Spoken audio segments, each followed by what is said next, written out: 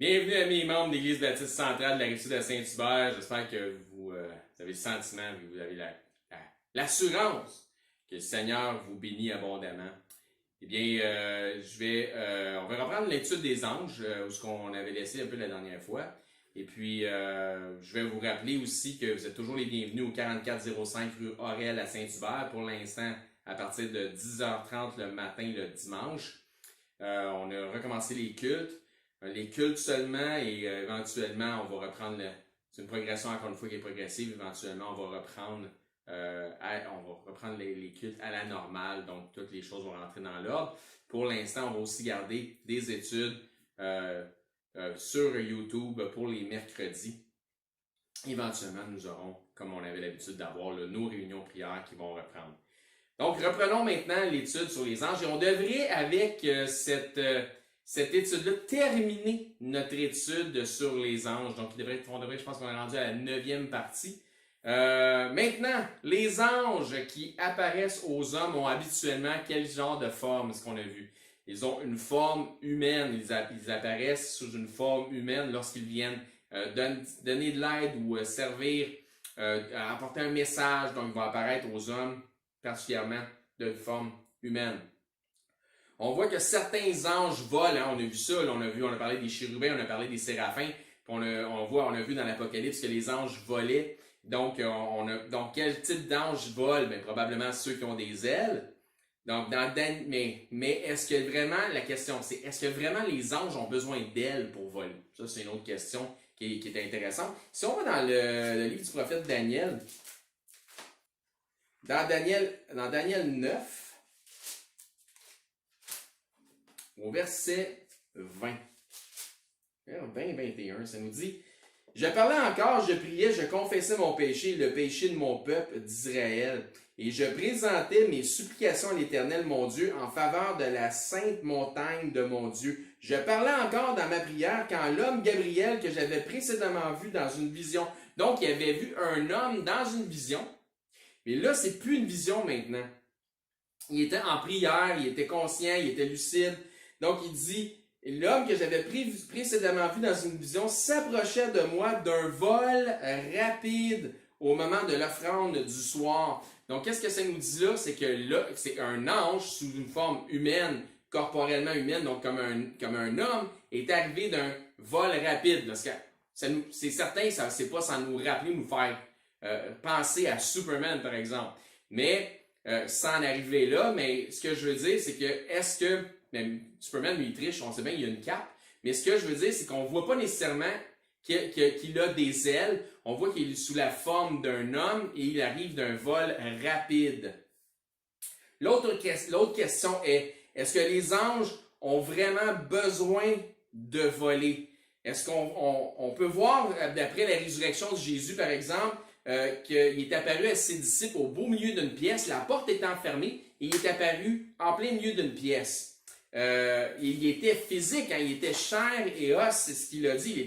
Il était pas là, il était là, en chair et en os, sans passer par la porte. C'est ce que ça nous fait comprendre quand on lit le texte. C'est lorsqu'il est apparu aux disciples et que Thomas, qui était incrédule, était là, et il a dit à Thomas, touche-moi, tu vas voir, je suis vraiment physique.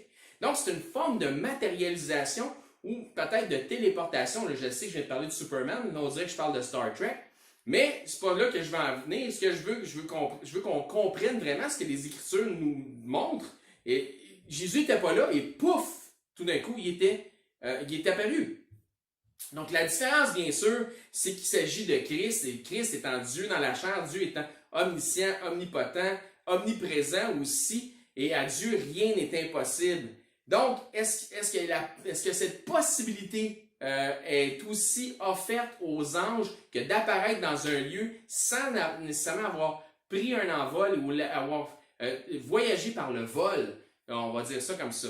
On voit certainement des anges qui apparaissent aussi spontanément dans un lieu, comme Jésus est apparu spontanément dans un lieu, et ça nous est mentionné, exemple, dans Luc 1, tout début de Luc, au verset 10, ça nous dit là, Toute la multitude du peuple était dehors en prière à l'heure des parfums. Alors un ange du Seigneur apparut à Zacharie. Pouf! Il est apparu à Zacharie à l'intérieur d'une pièce, en fait, qui était dans le lieu saint. Il est apparu à Zacharie qui se tint debout à droite de l'autel des parfums. Zacharie fut troublé en le voyant de frayeur et la frayeur s'empara de lui. Donc l'ange n'était pas là. Bang! Il est apparu à l'intérieur d'un lieu à Zacharie d'une façon spontanée. Puis son vol n'est pas mentionné ou son arrivée fantastique par un vol n'est pas mentionné. Donc, comme nous avons pu le voir dans Daniel, celui-ci référait à un homme qui est arrivé d'un vol rapide dans Daniel 9, 21.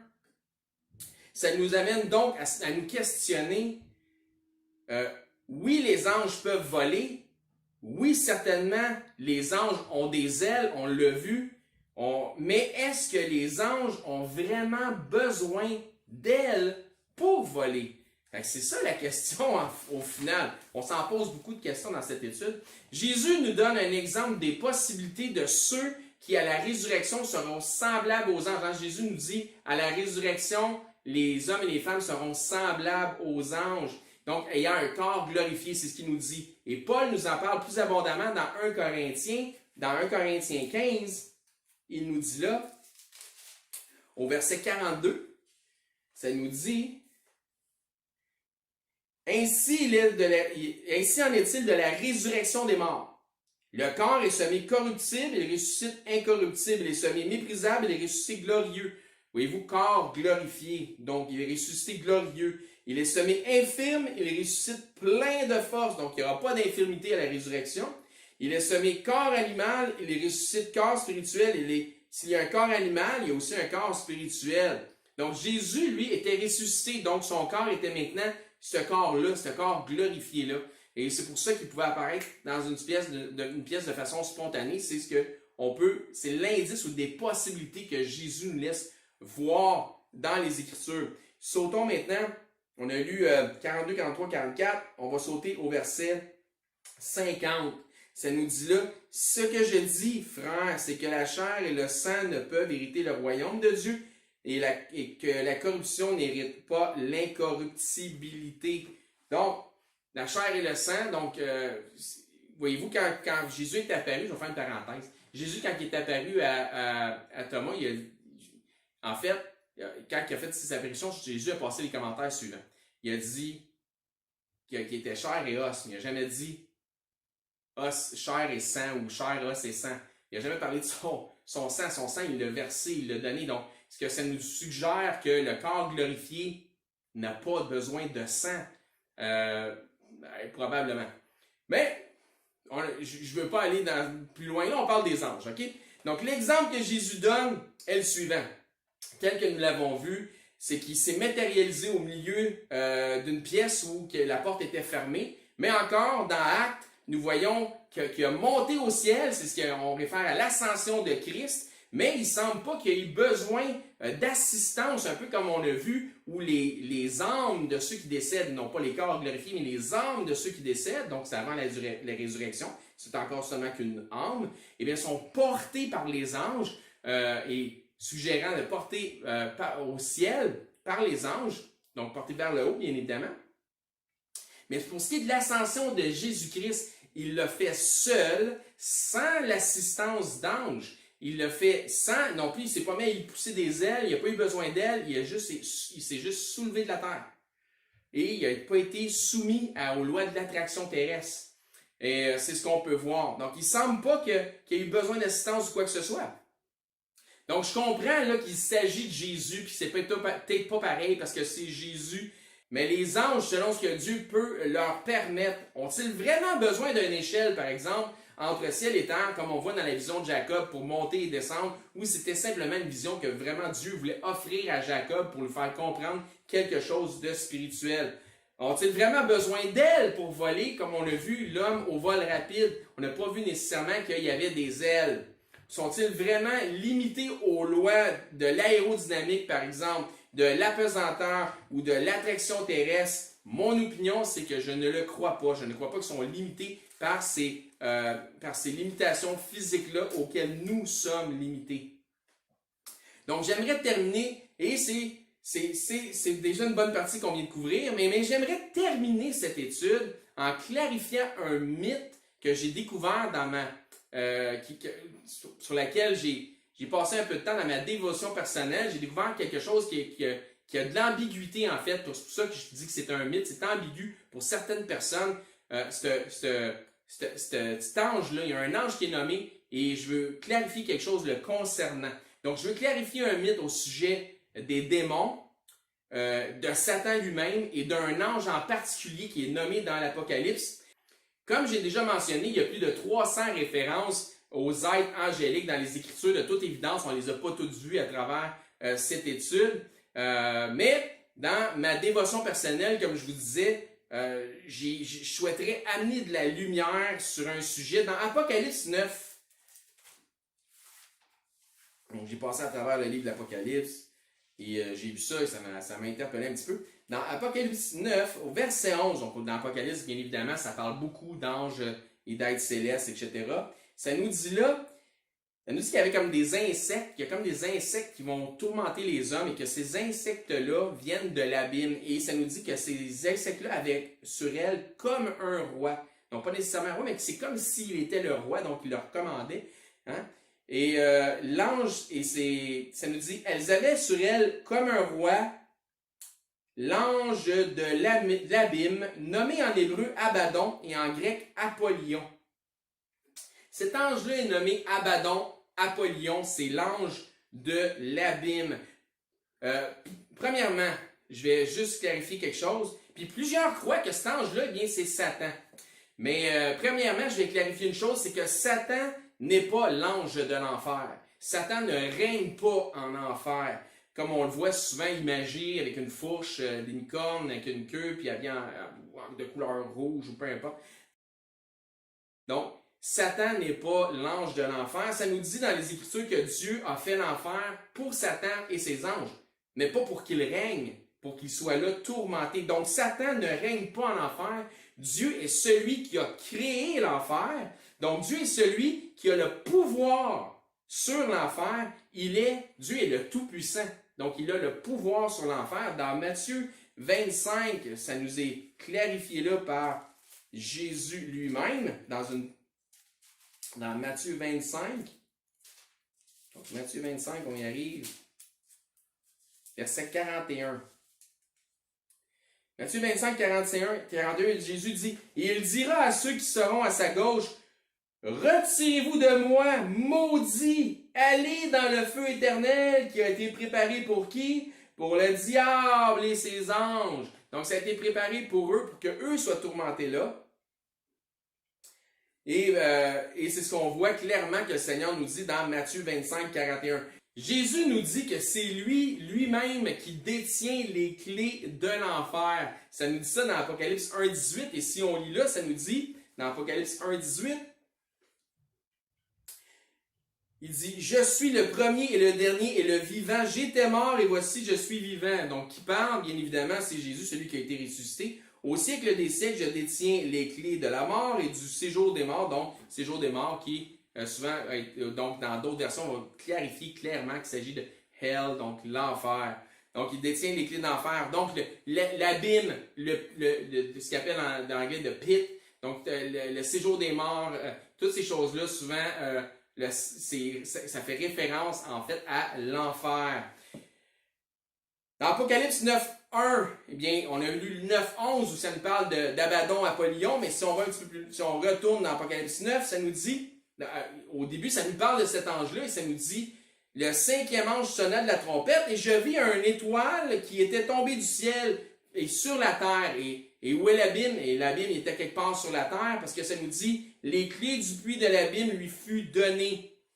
Donc, ça dit ici, une étoile qui était tombée. Vous savez, on a vu dans l'étude, étoile, ange, font référence à la même chose dans bien des cas, et c'est vraiment le cas ici. Donc, ça nous parle de celui dont les clés de l'abîme lui ont été données, et ensuite, ça nous parle du roi que les bestioles avaient sur elle, ce roi-là, ça nous dit à 9.11, ça nous dit, elles avaient sur elle comme un roi l'ange de l'abîme, hein? Donc l'étoile qui est descendue du ciel, qui avait les clés du puits de l'abîme. Donc, l'ange de l'abîme nommé en hébreu Abaddon et en grec Apollyon. Donc, cet ange-là, des clés lui ont été données.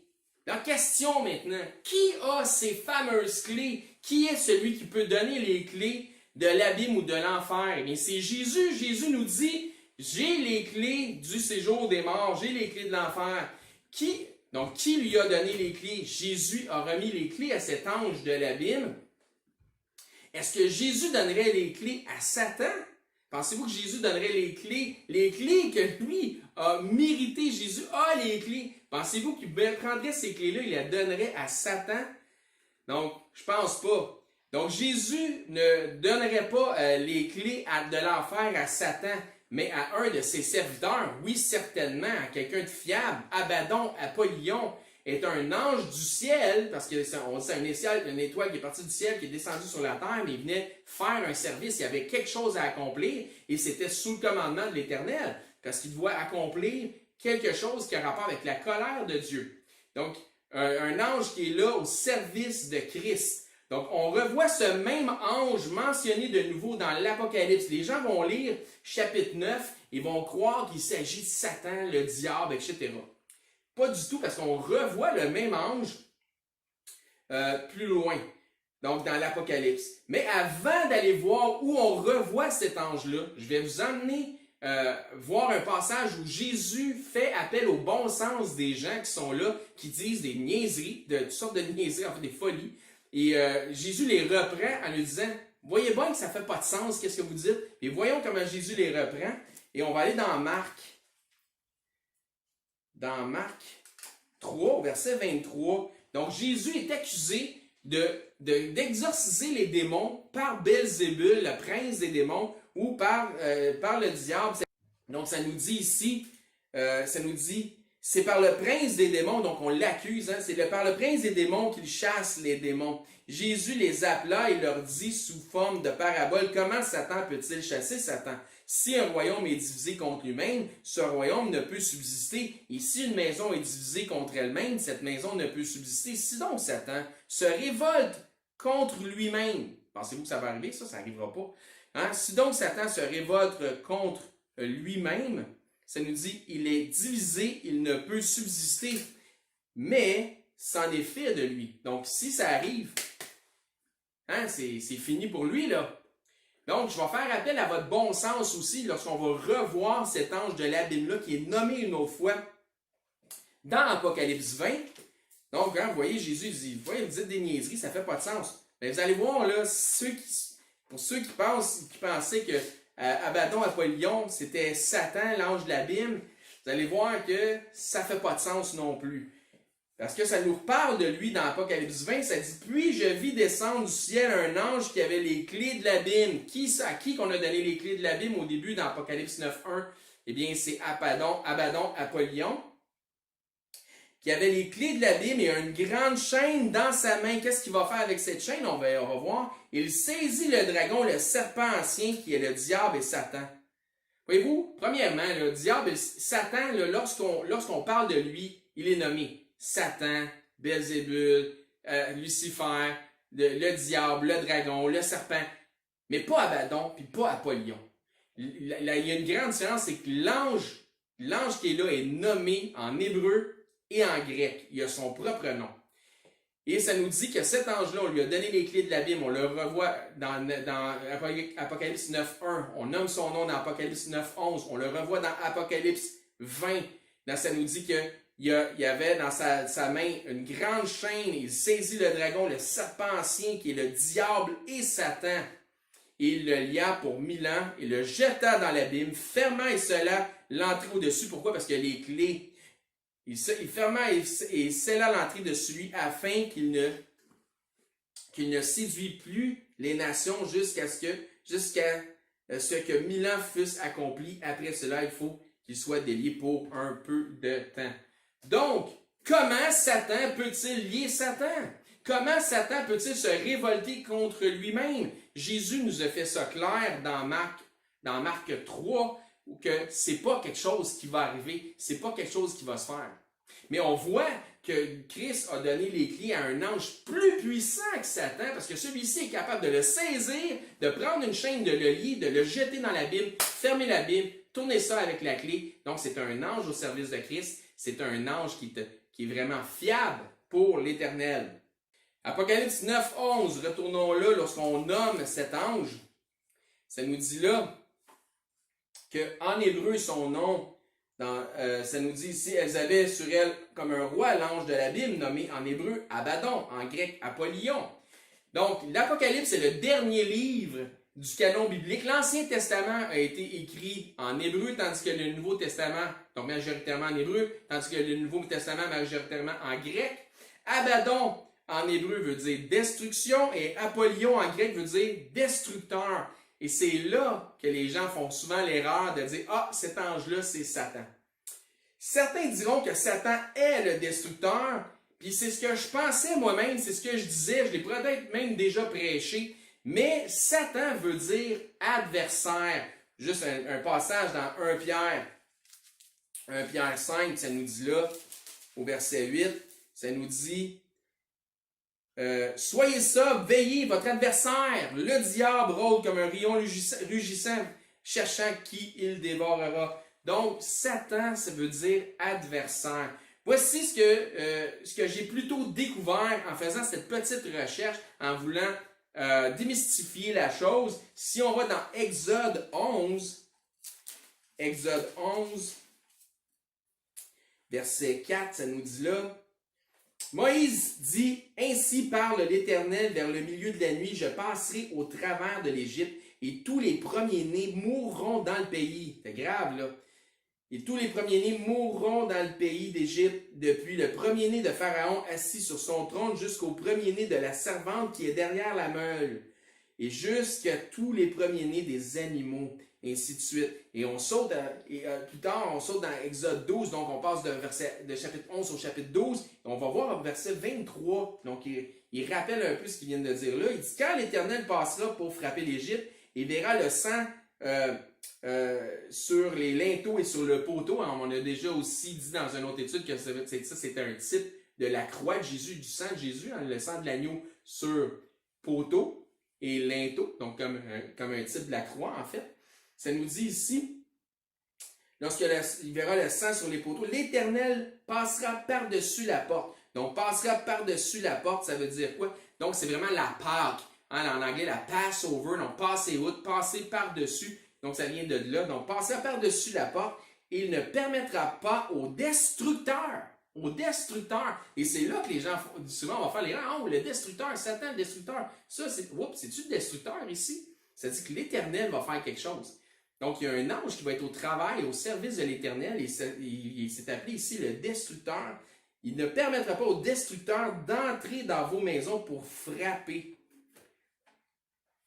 Donc, Dieu n'est pas limité dans comment il veut faire les choses, et Dieu peut et se permet des fois de détruire pour mieux reconstruire. On n'a qu'à penser, par exemple, au déluge. Dieu a dit, la violence, les hommes ont rempli la terre de violence, je vais toutes les détruire avec la terre. Et il a dit à Noé, fais-toi une arche.